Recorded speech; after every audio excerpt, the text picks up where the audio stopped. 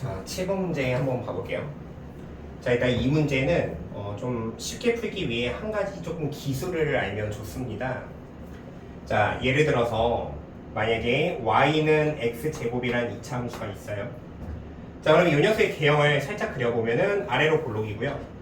꼭지점에 x좌표가 0이 됩니다. 자, 어찌됐건 우리가 이렇게 생각을 해볼 수가 있어요. 얘는 x좌표가 0이고 한 이 정도 떨어져서 얘 x좌표를 2라고 생각을 해봤을 때 얘는 y좌표가 0이고 얘는 y좌표가 4가 되니까 이 둘의 함수값의 차이는 당연히 4가 될 겁니다. 근데 이걸 이렇게 생각을 하는 거죠. 여기에서 오른쪽으로 이만큼 갔을 때 그 다음에 함수값은 4만큼 변해, 이렇게 생각을 해볼게요. 그럼 저 4라는 거는 2를 여기다 대입해서 알 수가 있는 거죠. 그러면 우리가 지금 이렇게도 만약에 여기에서 이제 1만큼 갔을 때 함수값은 얼마나 커졌냐를 물어본다면 실제로 마이너스 1이지만 여기 x좌표가요. 근데 어차피 그냥 마이너스 여기다 대입해도 어차피 양수가 되니까 그냥 1만큼 갔을 때 1을 여기다 대입해서 함수값은 1만큼 커져, 이렇게 판단을 해볼 수가 있습니다.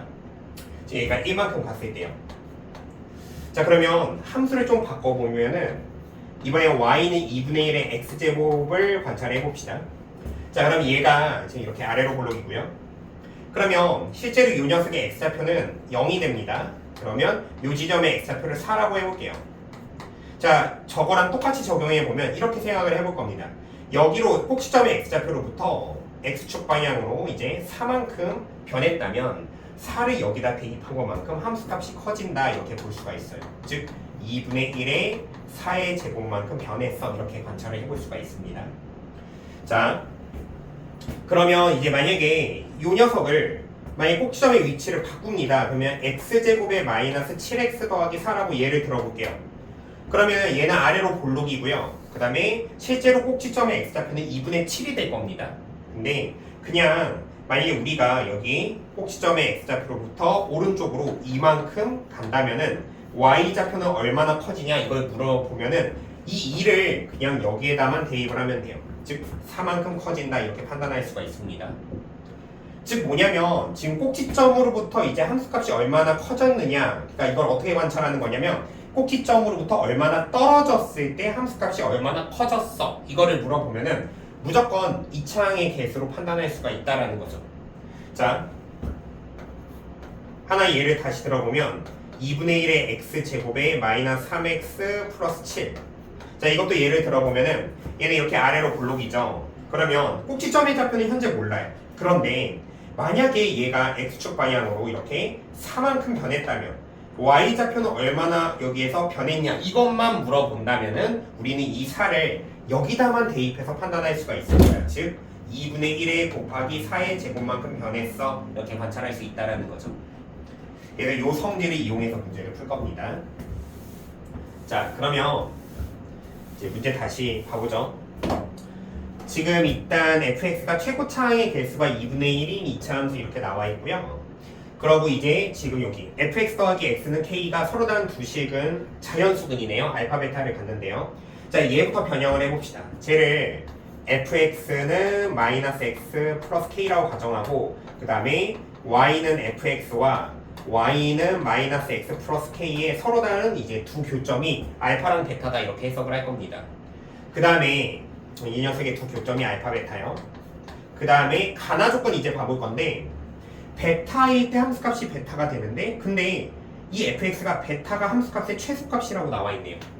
아, 그 말은 지금 가나 조건은 fx가 이렇게 되어 있으면은 지금 요 꼭지점의 x좌표가 베타, y좌표가 베타라는 뜻이에요. 그러니까 최소값이 베타고 그때 이제 베타가 나오게 되는 x좌표가 베타라고 알려준 거죠.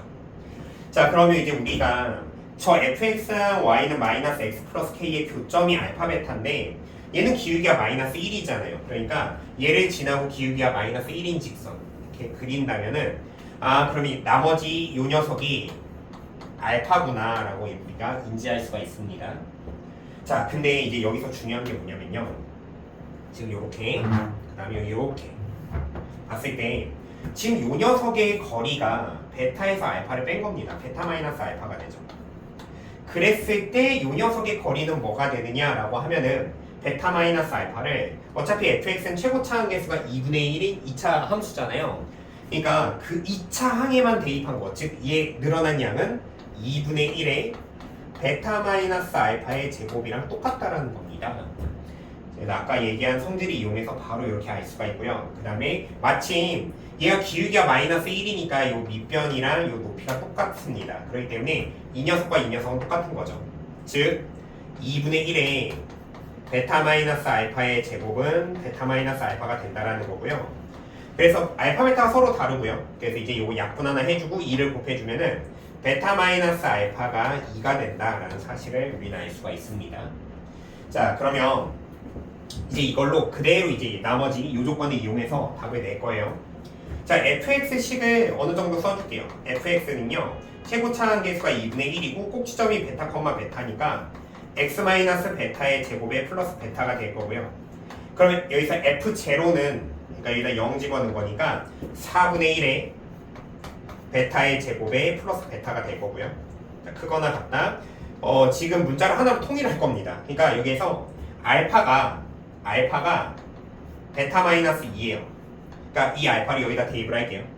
그러면은 요 식은 베타 마이너스 2에 그다음에 그 뒤에 베타가 있고 그 다음에 F알파 여기다 집어넣으면은 2분의 1에 알파 마이너스 베타의 제곱에 플러스 베타가 됩니다.